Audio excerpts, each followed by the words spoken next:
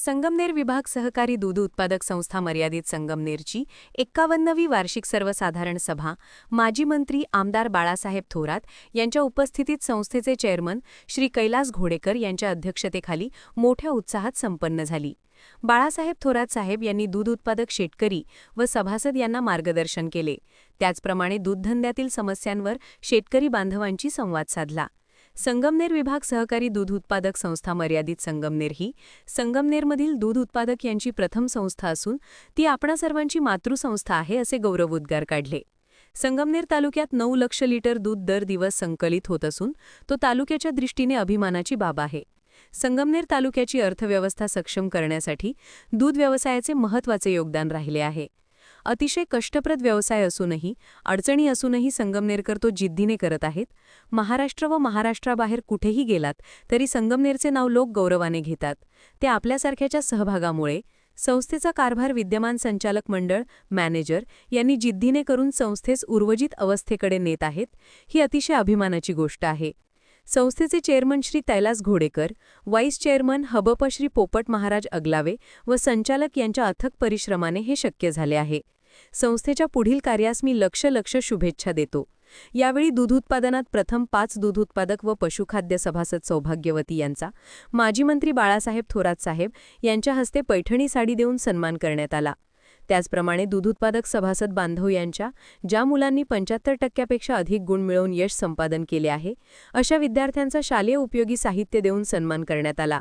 सदर प्रसंगी मा लक्ष्मणराव कुटे, रामनाथ कुर्हे, रामचंद्र मामा रहाणे, पुंजादाजी सातपुते, साहेबराव रहाणे, संस्थेचे चेअरमन, वाईस चेअरमन, सर्व संचालक मंडळ, सभासद, मॅनेजर व कर्मचारी बांधव मोठ्या संख्येने उपस्थित होते।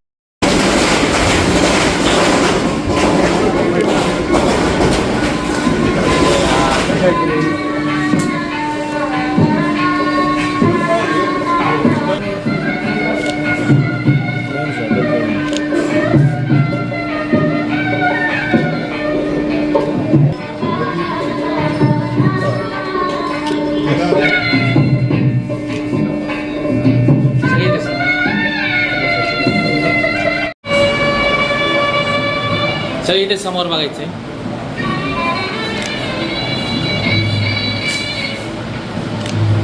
वार्षिक सर्वसाधारण सभा झाली होती। त्या सभेचं प्रोसिडिंग या ठिकाणी संस्थेचे मॅनेजर पानसरे साहेबांनी मांडलेले, सर्वांना मंजूर असेल तर टाळ्या वाजवून ते मंजूर करायचे। यानंतर चालू वर्षात संस्थेचे चेअरमन सन्माननीय श्री कैलासजी घोडेकर यांनी अत्यंत उत्तम असं काम केलेलं आहे।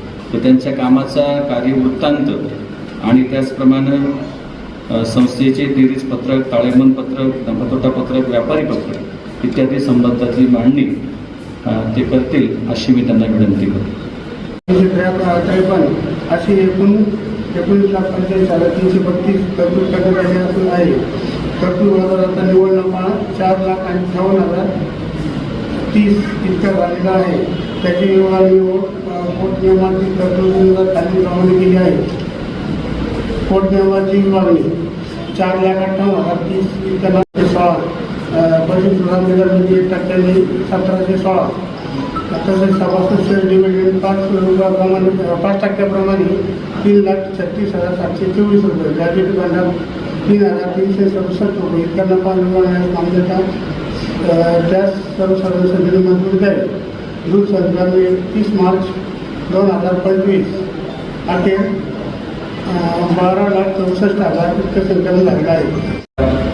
नफा वाटणीस मंजुरी देणे। तर या ठिकाणी संचालक मंडळानं नफ्यातील काही तरतुदी केलेल्या आहेत। आपल्या संस्थेस एकूण ढोबळ नफा 24,43,362 रुपयाने 80 पैसे एवढा झालेला आहे। त्यातून खालील पद्धतीच्या तरतुदी संचालक मंडळानं सुचवलेल्या आहेत। दूध दर फरक म्हणजे आपण जो डिव्हिडंड देतो तो डिव्हिडंड आपण जवळपास 12,06,435 म्हणजे 1 लिटरला ₹1.10 याप्रमाणे आपण तरतूद केलेली आहे। असे जवळपास 13,26,655 रुपयाने 99 पैसे। त्याचप्रमाणे पशुखाद्य रिबेट 10 आणि 10 म्हणजे 6,710 पोत्यांना 67,100 रुपये अशी तरतूद केलेली आहे. त्याचप्रमाणे गुंतवणूक चढउतार तरतूद 5,17,223 रुपये, 5,17,223 रुपये. त्याचप्रमाणे डेड स्टॉक घसारा 74,353 रुपये अशी एकूण 19,85,322 रुपये तरतूद करण्यात आलेली आहे. आणि तरतूद वजा आता संस्थेचा जो निव्वळ नफा आहे तो 4,58,030 रुपये इतका झालेला आहे. त्याची खाली अशाप्रमाणे आपण वाटणी केलेली आहे. आपणा सर्वांना विनंती आहे की ही त्याची जी वाटणी आहे ती अशी आहे की पोटनियम रिझर्व्ह फंडामध्ये 1,14,507 रुपयांनी 68 पैसे, धर्मादाय निधी 1% प्रमाणे 1,716 रुपये, पशुसुधारणा निधी पशुसुधारणा टक्के 3,36,724 रुपये, ग्रॅच्युटी 3,367 रुपये 5 पैसे याप्रमाणे नफा विभागणी केलेली आहे. ऑलरेडी आपण बाजारभावापेक्षा 50 रुपये, 60 रुपये, 100 रुपये यावर्षी तर आपला उच्चांक झाला की जवळपास आपण 160 आणि 180 रुपयाला बाजारभावापेक्षा स्वस्त खाद्य आपण आपल्या संस्थेमार्फत सभासदांना उपलब्ध करून दिलं. त्याचा फायदा जसा सभासदांना झाला तसा इतर जे काही सभासद आहेत इतरस्त दूध घालतात परंतु संस्थेत दूध मात्र घालत नाही, परंतु खाद्याचा भाव आपल्या संस्थेत कमी आहे म्हणून आग्रहानं येऊन मी संस्थेचा सभासद आहे आणि मला खाद्य द्या असे आपण खाद्य त्या लोकांना दिलेलं आहे. ते जवळपास त्यांचा एका पोत्याला 160 ते 180 रुपयापर्यंतचा फायदा त्या लोकांना झालेला आहे. पंचायतचं दूध आहे पण दूध असूनही ते रोज जर संस्थेला दूध घालत नसतील तर आम्ही त्यांची लेकरं आहोत त्या दूध उत्पादकांचे असं समजून आमचा रत्न हक्क आहे. सर आमचा रत्न हक्क ही नागळणारा माननीय आमदार बाळासाहेब थोरातांचे आशीर्वाद असतील, त्यांचं सहकार्य असेल आणि दादांचं योगदान असेल. या तालुक्याला जे काही रंग देण्याचं काम या दोन्हीही व्यक्तींनी केलेलं आहे. सरकार वर्षी दादांनी केलं, माननीय आमदार बाळासाहेब थोरातांनी साहेबांनी केलं. मागच्या वर्षीच्या आवाज छापाईचे आवाज तुम्ही उचलून बघा. 40,000 रुपये आवाज छापाई, 45,000 रुपये आवाज छापाई, 35,000 रुपये आवाज छापाई सगळी माहिती याच्यामध्ये बसवली आणि त्याच्यातून 15,000 रुपये कसे वाचतील याचा विचार करा. हा हॉल देताना सुद्धा आता या ठिकाणी मागं तुम्ही डिजिटल बघा साहेब, आम्ही डिजिटल केली सभा डिजिटल केली या ठिकाणी. या संस्थेची 51वी वार्षिक साधारण सभा या ठिकाणी संपन्न होत आहे. सर्व सभासद बंधू आणि भगिनींनी या संस्थेला 51 वर्ष पूर्ण होत आहे. या संस्थेमध्ये पूर्वी 10-12 गावं या संस्थेमध्ये सभासद होते. या संस्थेनं अनेक गावामध्ये डेअऱ्यांना म्हणजे ज्याला आपण आईची माया म्हणतो किंवा आईचे जे प्रेम म्हणतो त्या प्रेमातनं अनेक डेअऱ्या गावोगाव स्थापन झाल्या. पूर्वी सामनापूर असायचं, सुकेवाडी असायची, खांद्यापूर असायचं, पुरण असायचं, गोंधळवाडी असायची, कसरवाडी असायची, मंगळापूर असायचं. या गावांच्या सभासद या डेअरीमध्ये आहेत आणि त्यांनी वेगळी संस्था स्थापन करून आपापल्या गावामध्ये डेअरीची स्थापना केलेली. अतिशय या संचालक मंडळाने गेले 3 वर्षामध्ये खूप चांगलं काम केलं. सभासदांना मागच्या वर्षी रिबीट चांगल्या प्रकारे दिलं. यावर्षी चांगलं रिबीट मिळेल. ज्या संस्था आहेत हे आपले नेते आमदार थोरात साहेबांच्या मार्गदर्शनाखाली चांगल्या प्रकारे चालू आहेत. मी या संस्थेला पुढील काळासाठी शुभेच्छा देतो या संस्थेची चांगली भरभराट हो अशी सदिच्छा व्यक्त करतो आणि माझे 2 शब्द संपवतो. लहानपणापासून फिरतो तो पोपट आगलाय होतो बरं का. इथं बघायचे सर. हा, चला. आणि शिवनी नवनाथ कुटे शिवनी. त्यानंतर माझ्याच मुलीचं नाव आहे घेतो आधी तिला आहे की माझी मुलगी दीक्षा पोपट आगलावे हिने 10वीच्या इयत्तेमध्ये 94.40% मार्क मिळवलेले आहेत. तिच्या मागच्या वर्षीच्या वया काही घरी गेल्या नाही, या वर्षी जातील.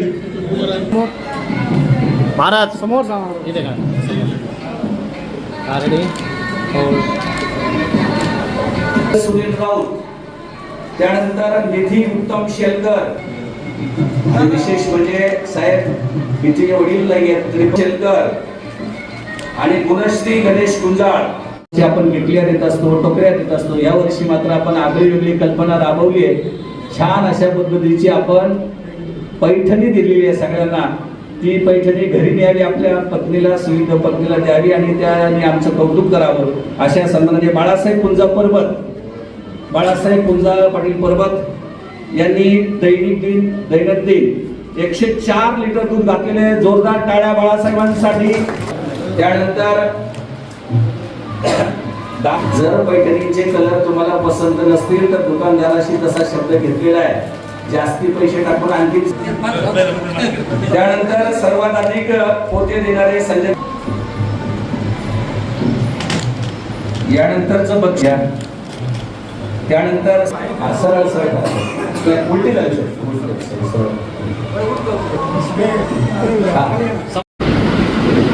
आणि सर्व विद्यार्थी सुद्धा त्यांचा सन्मानित झाला. सर्व बंधूंनी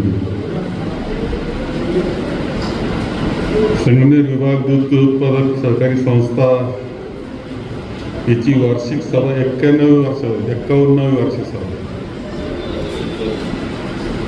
51 वर्षाची वाटचाल या संस्थेची झालेली आहे. पण माननीय लक्ष्मणरावांनी सांगितलं ते खरं आहे की पहिली संस्था आपली कोणती, तर पहिली संस्था संगमनेर विभाग संस्था. आणि मला आठवतं की मालदड रोड तर आपण ओळखतो ते फडताळ होते आणि तिथे दूध घेण्याचं काम हे साधारणतः 75 सालच्या दरम्यानमध्ये ते सुरू झालं होतं. आमचा साधारणतः कॉलेजचाच कालखंड होता त्यावेळेस ते असायचं. आणि त्यावेळेस मला आठवतं आमचा एक जोडीदार होता खांडगावचे गुंजाळ, तो चेअरमन झाला होता. सोपान आम्हाला एवढं कौतुक होतं, तो चेअरमन झाला. म्हणून ही संस्था फार पहिली संस्था आहे की जिथं दूध गोळा करायला आपण सुरुवात केली. आणि त्यानंतर दूध संघाची स्थापना झाली आणि दूध संघाला आता 48 वर्ष पूर्ण झालेले आहे. पण 3 वर्ष अगोदर ह्या संस्थेनं सुरुवात आपण दुधाची केली होती. त्यावेळेस दूध नगरला नेऊन गावं लागत असायचं, हा कॅनमध्ये भरून. पण तो काही असलं तरी दूध धंद्याचं बीजारोपण या संस्थेनं संगमेर तालुक्यात केलं, ही वस्तुस्थिती आहे. आणि अशी ही संस्था आता वाटचाल करते आहे, पुढे वाटचाल करते आहे. सुरुवातीच्या काळात ही संस्था आणखी खूप चांगल्या पद्धतीनं मला आठवतं की सगळ्यात जास्त दूध संघाला घालणाऱ्या हीच संस्था होती. आणि त्यामुळंच ज्यावेळेस जागेचा प्रश्न आला त्यावेळेस मार्केट यार्डमध्ये जागा मीच करून दिली. ही जागा जी दिली तुम्हाला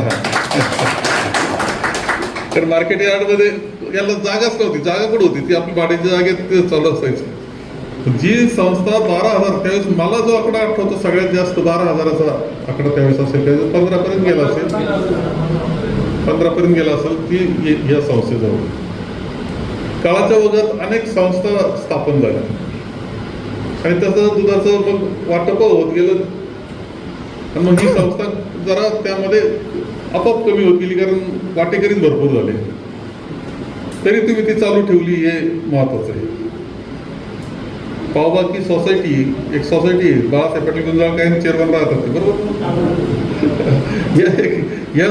ही संस्था ती संस्था जवळजवळ मूळ पहिल्या संस्था आहेत या, खरं सांगतो मला. आणि संगमेर शहराशी निगडीत जवळ असणारा जो परिसर होता त्या सगळ्या शेतकऱ्यांची ही संस्था आहे. तुम्ही चालू ठेवली, आता दूध कमी झालंय. दूध कमी झालं असलं 3,500 लिटर दूध आता तुमचं होत आहे. 1400 सभासद आहेत. 700 लिटर किरकोळ विक्री करता तुम्ही, पण 1400 सभासद आहे, त्या मानानं दूध कमी ही वस्तुस्थिती काय नाकारता येणार नाही. म्हणजे मग मताच्या वेळेस मात्र 1400ला भेटावं लागेल. आता सुधाकर गुंजाळ त्या अभ्यासू व्यक्तिमत्व आहे, मी दूध याच्यातच पाहिलं. त्यांचं म्हणणं असं होतं की कशा करता 5 वर्ष करता तुम्ही, एका वर्षात घातलं तर का नाही. आता सुधाकरराव तसा हुशार माणूस आहे. 365 लिटर 360 लिटर म्हटलं हा, नाही तर इतके हुशार आहे ना, 8 दिवस अगोदर 362 लिटर घालून टाकते. आपण फार चतुर आहे ना, म्हणजे असं काय करता, म्हणजे हुशारीला आपला हात कोण धरणार आहे. परंतु असं आहे की शेवटी दूध त्याच्यामध्ये साधा सिंपल उद्देश आहे. सभासद तर तुम्ही आहेच आहे, पण तुम्ही दूध तरी सातत्याने घातलं पाहिजे जेव्हा संस्था तुम्हाला चालवायची, हा उद्देश त्याच्यामध्ये. आणि मला असं वाटतं की दूध सातत्यानं आपण आपल्या संस्थेला घातलं पाहिजे, ही भावनाही असली पाहिजे. खाद्याचा पोतं इकडून न्यायचं, दूध दुसरी घालायचं. बरं, तुम्ही काही कमी करता असं नाही, भावाला तुम्ही चांगले आहेत, चांगली ठेवली पाहिजे याची काळजी पूर्णपणे घ्या. दुधाची गुणवत्ता चांगली असली पाहिजे. खाजगीकडे का लोक जातात याचा अभ्यास केला पाहिजे. परंतु खाजगीकडे जाणाऱ्याला एक माझा मेसेज सांगा, इथं दूध घालणारे झाले असतील तेव्हा खाजगी भाव देते तुम्हाला, तो भाव केवळ दूध संघ आहे म्हणून बरा भाव मिळतोय, लक्षात ठेवा. ते कायम दूध संघाशी बरोबरी करण्याचा प्रयत्न ते करीत असतात. ज्या दिवशी दूध संघ अडचणीत येईल त्या दिवशी तुमची राहुरी श्रीरामपूर झाल्याशिवाय राहणार. अर्थ समजला का? ज्याला समजलं असेल त्यांना राहुरी श्रीरामपूर भागातल्या दूध उत्पादकांना काय भाव मिळतात ते पाहून या. जसं साखर कारखाने बंद झाले तर राहुरीचा किती मोठा बागायतदार 50 एकराला सगळी हेलपटी मारतो का नाही तिथं? हा, बरोबर आहे ना. तसं दूध संघाचं सुद्धा जर असं झालं काही, तर तुम्ही म्हणले नाही खाजगीलाच घालायचं, खाजगीला मोठा आहे, लय पैशावाला आहे, मग तो दिसायला चांगला आहे घाला त्याला, तर दूध संघ सहकार्य तोपर्यंत बरं काही सहकार त्या दिवशी मोडल ना त्या दिवशी सगळ्यात खाली तिथे 2-5 रुपयाचा झटका तर लगेच बसेल त्याच दिवशी. कारण तिकडं स्वस्तात दूध मिळतं, इकडं फक्त संघाबरोबर राहायचं असतं. तिकडं ते 4-2 रुपये कमीना दूध मिळतं, त्यात त्यांचं बरं झालेलं असतं. तिकडून 40,000 लिटर घ्यायचं, इथं 10,000च घ्यायचं. लक्षात येतं तुमच्या? म्हणून आपल्याला काही झालं तरी सहकार हा जपला पाहिजे, सहकार हा चालला पाहिजे, टिकला पाहिजे. आणि आपल्यासारखं कुठंच नाही, आपल्यासारखं सहकार कुठं नाही असं सगळे तुम्हाला पाहुणे रावळे सांगत असतील. बाहेर गावचे तालुक्यात तर आले तर नाही समजायचं, जरा बाहेर गावी गेले ना कुठं जा, चारही बाजूला जा, ते म्हणतील संगमनेर संगमनेर सारखंच राहिलं पाहिजे. हे कुठेही सांगतील.